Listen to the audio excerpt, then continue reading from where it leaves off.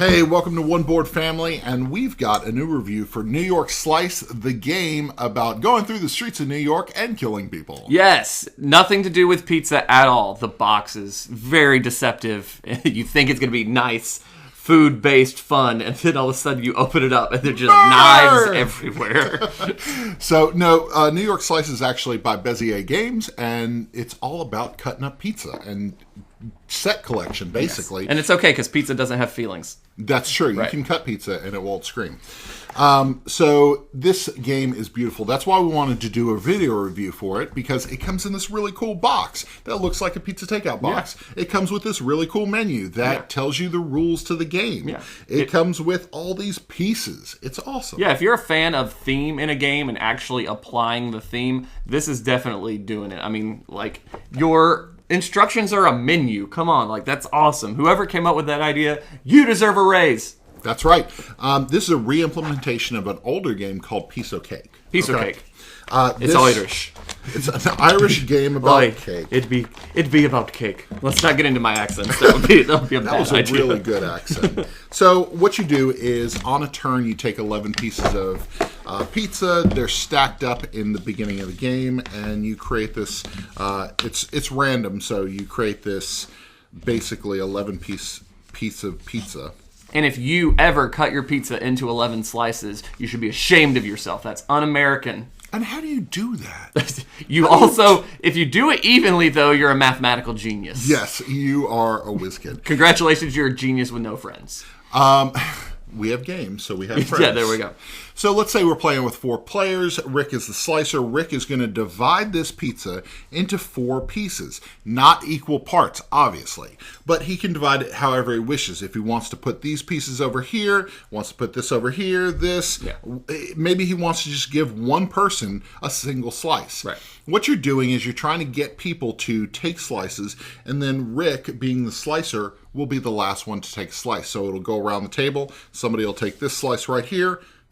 I'll take this one because I need it. Somebody else takes this one, and Rick is left with a single piece of pizza. Should have sliced better. Bad slicing, Rick.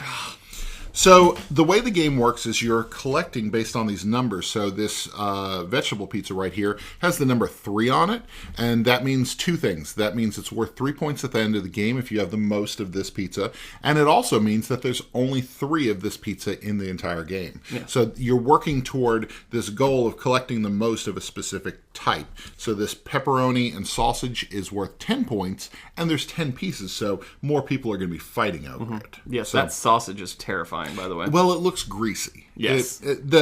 The images in this game are actually really good. I mean, this right here with the mushrooms and pepperoni, really cool. Yeah. They did a great job with the artwork. This one is either green peppers or green beans, and green beans would be a very interesting way to go with your pizza. That's right. That's right. So, Rick, tell us about how the end game scoring works. So, at the end of the game, you've got this kind of cool, waitress check scoring mechanic, and so it's got the different possibilities of the pizza combinations that you could get all across the top. And so whoever has the most of each number of each type of pizza, they're the ones that get the points for that pizza.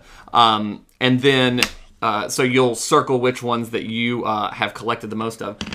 There's also another mechanic as you go through the game. Rather than just saving all the fun point scoring until the end, there's these pepperoni slices that you're seeing on each piece of pizza. So, you know, rather than have to suffer from people just giving you pizza that you don't even want, you can consume pizza as you go through it. Don't literally consume it. It is more tempting than lunchroom pizza, but very dry. Yes, but try to restrain yourself. But if you choose to eat this, you get 3 points at the end of the game. The difficult part, though, is you have to decide as soon as you get that piece of pizza whether you're going to eat it or not. You can't be waiting until the end. And it's like, well, I lost this round. I guess I'm going to eat whatever else. Nope. If you choose not to eat it, that's cold pizza that's going to be sitting around at the end of the game growing some fungus. That's right. That's a really tricky thing, because if I'm looking around the table and everybody's collecting 11s, what I'm probably going to do is eat my 11, because I know I'm not in contentions for these points. I might as well get 3 points off of it. So it's really looking around the table, being aware of what other people are collecting, and trying to take advantage of the pieces that you do get. Right. Because sometimes you're not going to get the best slices. Right. It's random, and the person who's slicing it wants you to do poorly. Right. So these right here, these are today's specials. These come in the game, and there's a whole bunch of today's specials. These are put on slices of pizza, so when Rick is slicing this, he's going to put a today's special on one of the slices. Right. And so this one says mystery slice. Immediately take one random hidden slice and collect it or eat it. And there's some really cool scoring mechanics in this. Sometimes it's just, there's one that just says 5 points at the end of the game straight up. That's a great card. There's another one that says if you get a variety, I think it's called buffet, if you get a variety of pizzas, you actually get additional points because of collecting a wide variety. So if you know you're losing and you can't get a full set of anything, you just say, I'm taking the buffet card. It's really cool, because I feel like you're never out of the game. Right. There's 6 rounds. I believe there's 6 rounds in the game. So if you're playing with a group of 6 players, everybody's going to get to be the slicer one time at least. And then you score everything up. So this one right here, this was a guess check from previously. I scored 29 points. Our friend Rebecca scored 32 points and beat us. And then my oldest daughter, Emily, scored 21 points. So this I love the theme of this game.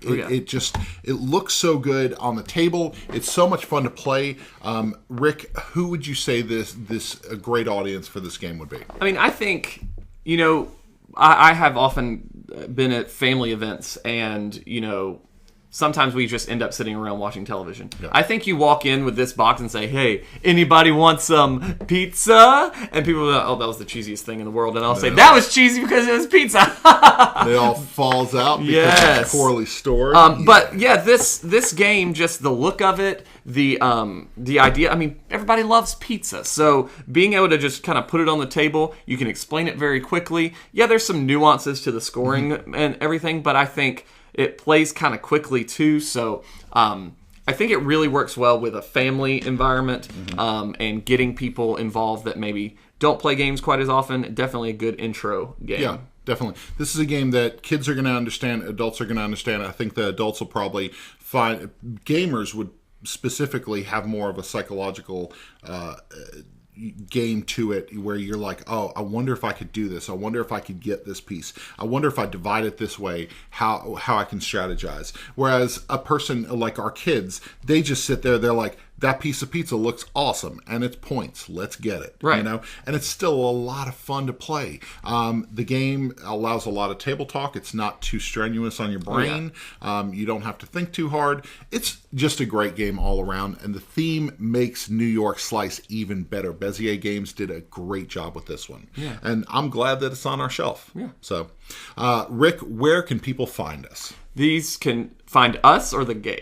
Well, they can find the game in the link below. You can. We're going to link to an Amazon.